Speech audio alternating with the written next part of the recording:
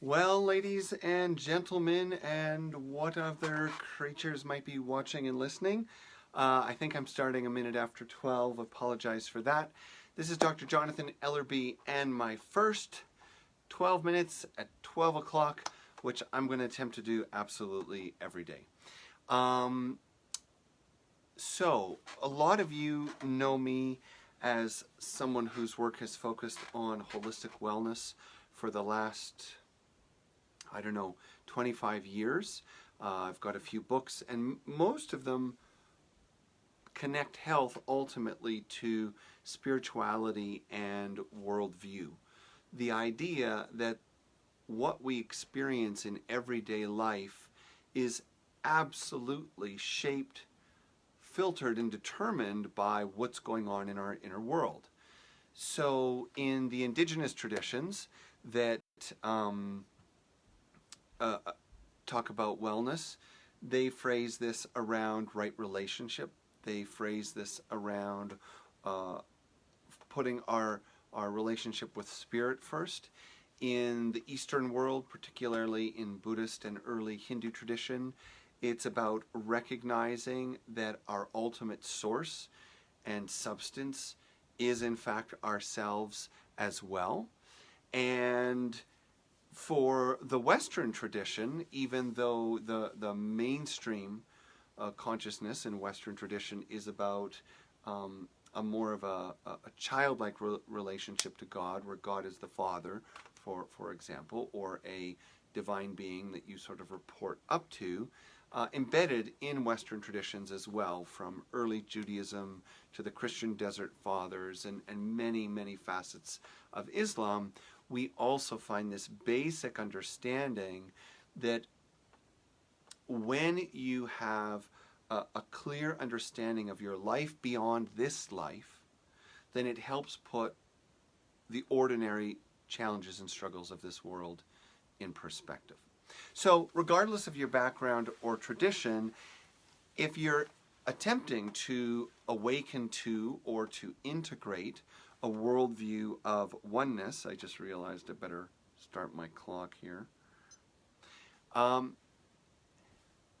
then we set about that through all kinds of sanitized and predictable pathways. We go to classes, we read books, we listen to teachers, we go on retreats.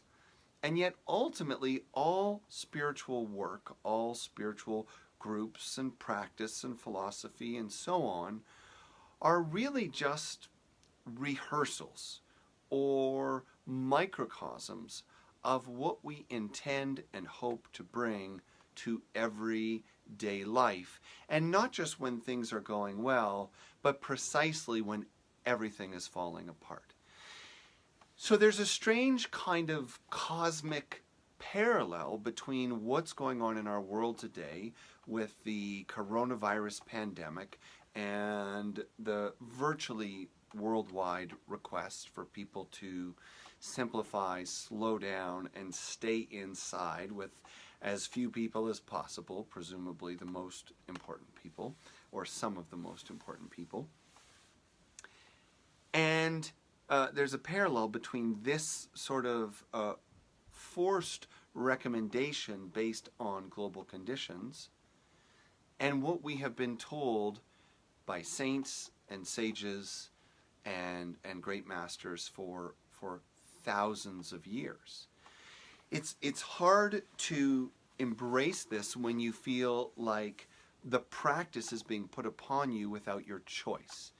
And yet, even that in itself is an extraordinary opportunity, because the whole point, in my opinion, and in these 12-minute sessions, the whole point of waking up to the true nature of our reality and the true nature of ourself is to shed our outer attachments, the illusion of control, the impulse to judge, and the inability to be okay with being uncomfortable. So we distract ourselves with full schedules and lots of people in our lives.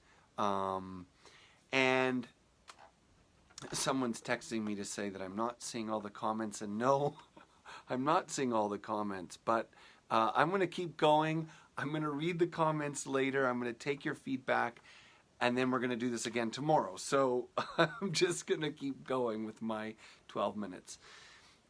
What I was getting to is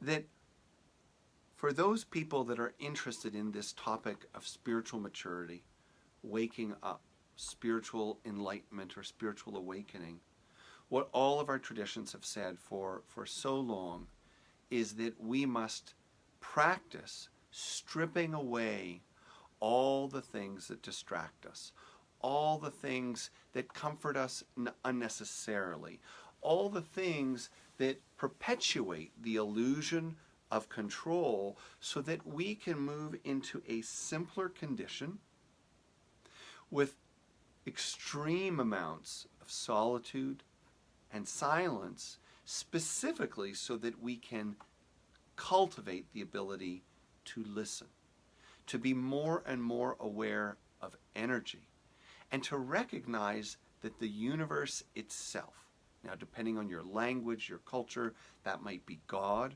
or spirits or angels or just the universe, but we slow down and simplify and enter solitude and silence precisely so we can discover the true nature of the world that we are missing every single moment of every single day when we are preoccupied by self-importance, by comfort, by busyness, by technology. And even though some people struggle with making the choice to make this worldwide epidemic, this worldwide pandemic, an opportunity for growth and change, because they are so engaged in the consciousness of fear and panic, it doesn't mean you have to miss this opportunity. As far as I'm concerned, it doesn't really matter why this began. It doesn't really matter how it's being handled unless you are one of the decision makers. The only thing that you and I can do is ask ourselves, how will we handle this time so that we look back at it? And we will. A year from now, this will just be a story. But will this be a story of boredom and terror? Or will this be a story of brilliance and triumph? Will you remember joyfully dancing around in your living room? Will you remember the deep moments of reflection and personal insight? Will you remember the relationships that you healed because you took the time to write that letter or make that video call or to write that email, whatever it might be? This is an incredible opportunity, and if you see it as such, it will be such. Now, I'm not denying that there isn't stress and distress. Of course there is. I'm not denying that there isn't great suffering. You know, we have family in Spain, and they are completely under lockdown, and so many people in Spain are now sick and suffering, and I wouldn't detract from that for a moment. We must also recognize in this time that part of our work is recognizing that suffering is a part of the human condition, and just as the Buddha acknowledged, not only is it a part of the condition, but there is a way out. And the way out is to embrace the practice of pursuing a consciousness, a way of being, a worldview that transcends duality and polarity.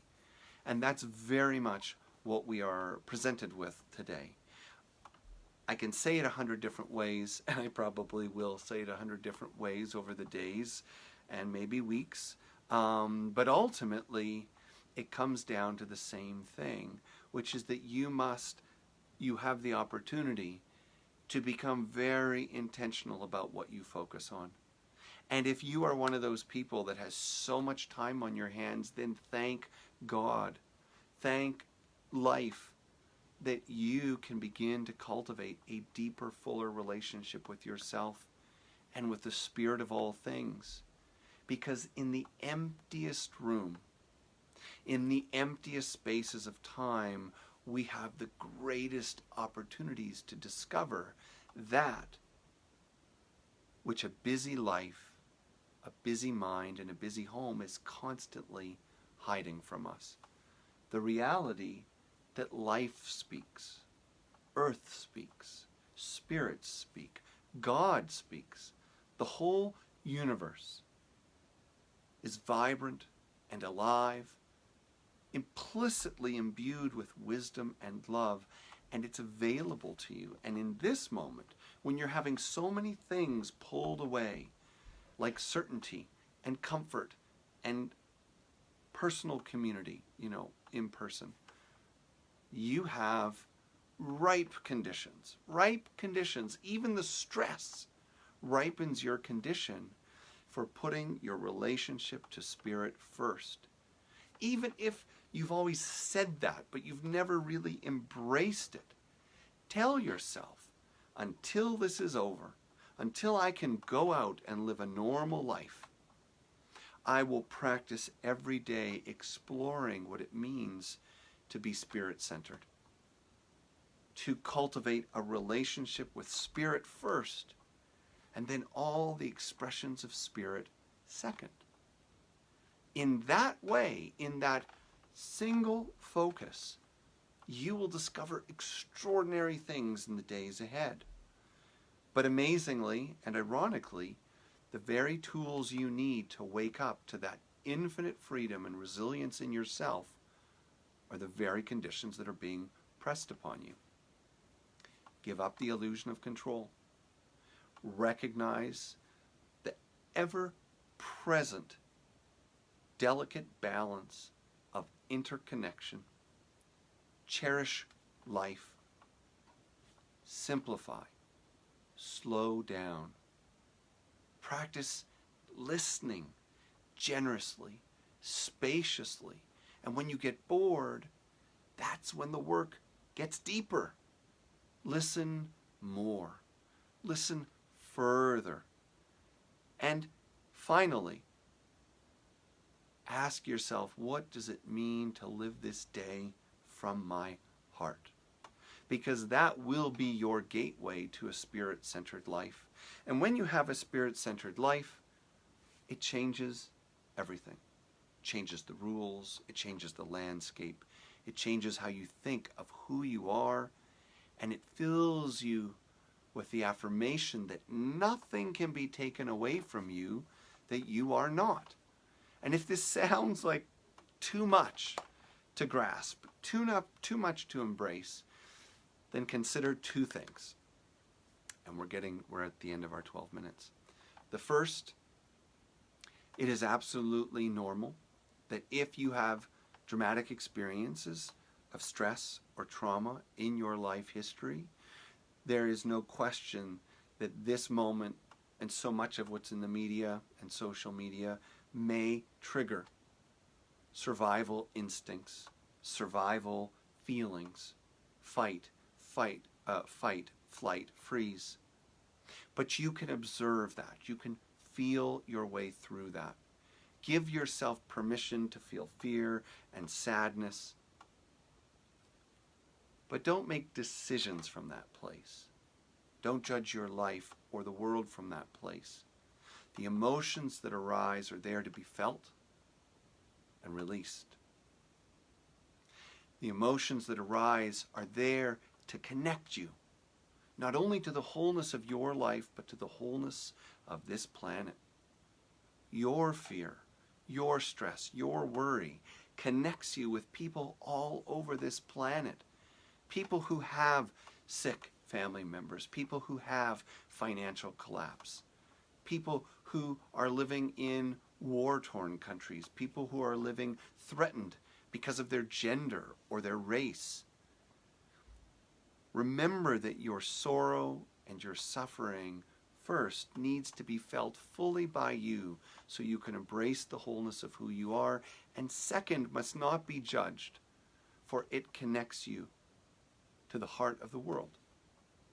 After that, we work on mindset, we work on perspective, and we practice listening and listening more. And we choose what we put our energy on each day. And we choose whether we're filling ourselves with media or mindlessness, or if we seek meaning. In my newsletter that I sent out today, I offered 2 free classes from the University of Arizona Integrative Medicine Program with Dr. Andrew Weil. Study something, take a course, take a class. There's all kinds of free things going on. I also presented a paid class that I'm going to be doing with people on Zoom. It'll start in April. Small group discussion, teachings, sharing. There's all kinds of opportunities right now to make your world better. So in closing, because I have to stick pretty close to the 12-minute rule, or else there's no point in calling this 12 at 12. Take some time to enjoy the arts in your life. If you're at home, if you're stuck, you've probably got music. A couple of my favorite things right now is Michael Franti. My daughter and I were dancing to the song Stay Human 2, which has incredible lyrics and a fun, uplifting beat. It's a lot of fun to dance to. I always say, it doesn't really matter if you like Michael Franti's music or not. The energy, the message, and the spirit is enough to justify spending some time with him, so I would encourage that. And I must admit I'm quite addicted to the new Coldplay album, an extraordinary offering of some really talented souls that show their maturation, and through their songs, so many reflections on hope for the world, sharing the pain of the world, and some deep exploration of some important issues facing our times today. Don't be afraid of being sad. Don't be afraid of being scared. But remember, feel it through. Let it be your connection to humanity and the vulnerability of the world. And then work on your practice of presence, patience, listening, and inviting spirit into your life. Inviting spirit into your life. You are not alone. You are never alone. And we have each other. So I'll see you tomorrow, 12 p.m. Mountain Standard Time, about 12 minutes. And take care until then. And yes, I will go look at all the questions and requests that you sent in response to this, and I'll be happy to answer some of them tomorrow. Stay tuned, and Sunday, Althea, we will have on the Althea Center Denver Facebook page meditation, prayer, message, and some questions answered, 10:30 a.m. Mountain Standard Time. Thank you for joining me. Please share this. We're just getting the ball rolling here. This is going to be an amazing time, no matter how difficult it gets. I love you all, and I'm shutting down.